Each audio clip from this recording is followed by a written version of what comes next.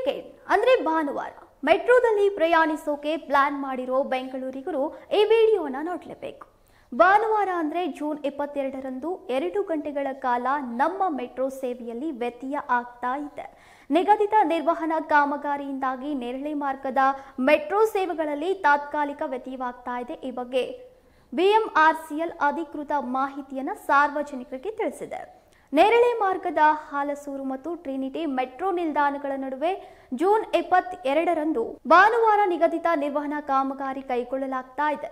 ಬೆಳಗ್ಗೆ 7 ಗಂಟೆಯಿಂದ 9 ಗಂಟೆಯವರೆಗೆ ಮೆಟ್ರೋ ಸೇವೆಗಳನ್ನು ಎಂಜಿ ರಸ್ತೆ ಬೈಯಪ್ಪನಹಳ್ಳಿ ಮಾರ್ಗದ ಮಧ್ಯೆ ತಾತ್ಕಾಲಿಕವಾಗಿ ಸ್ಥಗಿತಗೊಳಿಸಲಾಗ್ತಾ ಇದೆ.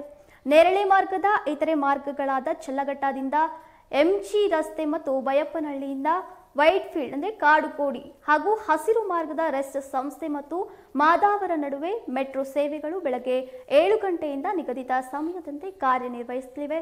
ಬಿಎಂಆರ್ಸಿಎಲ್ ಈ ತಾತ್ಕಾಲಿಕ ತೊಂದರೆಗೆ ವಿಷಾದವನ್ನು ವ್ಯಕ್ತಪಡಿಸ್ತಾ ಇದ್ದು, ಪ್ರಯಾಣಿಕರು ತಮ್ಮ ಪ್ರಯಾಣವನ್ನು ಪೂರ್ಣ ತಯಾರಿಗೆ ಯೋಜನೆಗೊಳಿಸುವಂತೆ ವಿನಂತಿಸಿಕೊಳ್ತಾ ಇದೆ.